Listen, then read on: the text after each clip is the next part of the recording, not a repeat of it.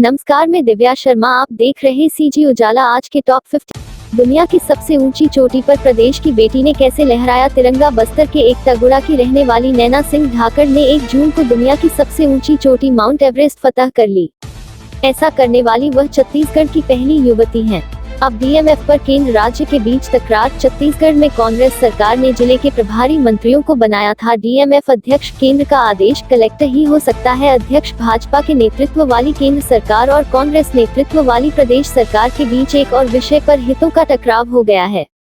यह विषय है जिला खनिज निधि न्यास।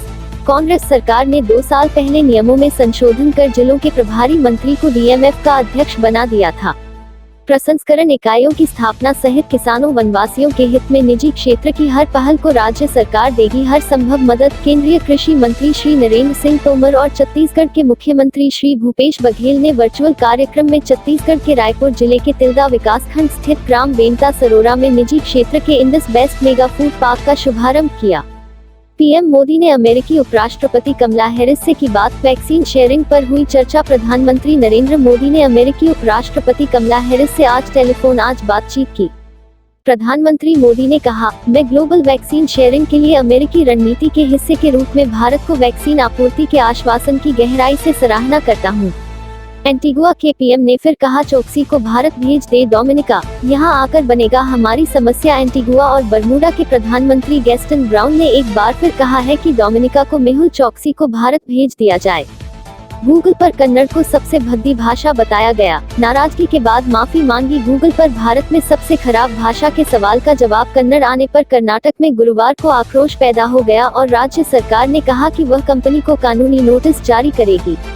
बंगाल हिंसा को लेकर 100 से अधिक शिक्षाविदों ने राष्ट्रपति को लिखा पत्र। के लिए सुरक्षा की मांग। विधानसभा चुनाव के बाद पश्चिम बंगाल कई हिंसों का गवाह बना।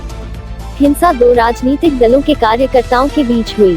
बॉर्डर पर नहीं कम हो रही टेंशन। अमेरिका से हंटर ड्रोन खरीदने के लिए नौसेना ने किया सरकार से संपर्क। पूर्वी लद्दाख की वास्तविक नियंत्रण रेखा लैब पर पिछले कुछ समय से शांति है, लेकिन फिर भी पूरी तरह से टेंशन कम नहीं हो रही है। टॉपलेस फोटोज पर ट्रोल होने के बाद टीना दत्ता ने दिखाया स्वैग। फैंस कर रहे तारीफें। टीवी शो उत्तराखंड में सीधी सादी इच्छा का किरदार निभाकर हर दिल में अपनी जगह बनाने वाली अभिनेत्री टीना दत्ता सोशल मीडिया पर अक्सर अपनी ग्लैमरस तस्वीरें शेयर करती रहती हैं। महफूजुर रहमान चतुर्वेदी का निधन। 4 वेदों के ज्ञाता को मिला था हिंदू टाइटल। मेरठ के सदर बाजार में स्थित मदरसा इमदादुल का संचालन करने वाले मौलाना महफूजुर रहमान शाहीन जमाली चतुर्वेदी का बुधवार को निधन हो गया। वह काफी दिनों से बीमार चल रहे थे। अयोध्या रामलीला की तैयारी शुरू। भाग्यश्री माता सीता शक्ति कपूर बनेंगे अहिरावण। प्रभु राम की नगरी अयोध्या में रामलीला को लेकर तैयारियां शुरू हो गई हैं। कोरोना महामारी पर काबू रहा तो इस साल 15 अक्टूबर से अयोध्या में रामलीला का भव्य मंचन होगा। इस बार की रामलीला में कई फिल्मी हस्तियां मुख्य किरदार निभाएंगी। सऊदी अरब में बड़ा फैसला। तय हुई मस्जिदों में लाउड स्पीकरों की आवाज की लिमिट। सऊदी अरब में लगातार उदारवादी नीतियों को लागू करने में जुटे क्राउन प्रिंस मोहम्मद बिन सलमान ने बड़ा फैसला लिया है। अब सऊदी अरब में मस्जिदों के लाउड स्पीकरों की आवाज की लिमिट तय करने का फैसला लिया गया है।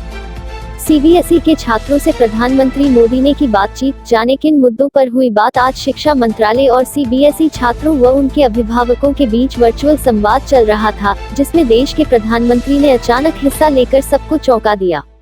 संवाद में हिस्सा लेकर उन्होंने छात्रों और अभिभावकों से बातचीत की और उनकी चिंताओं को जानने की कोशिश की।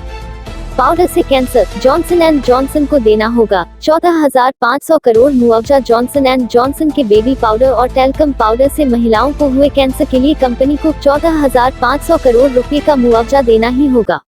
अमेरिका के सुप्रीम कोर्ट ने निचली अदालतों के आदेश पर फिर सुनवाई करने से मंगलवार को इनकार कर दिया। कंपनी ने क्षतिपूर्ति का आदेश पर फिर से विचार करने के लिए निवेदन किया था।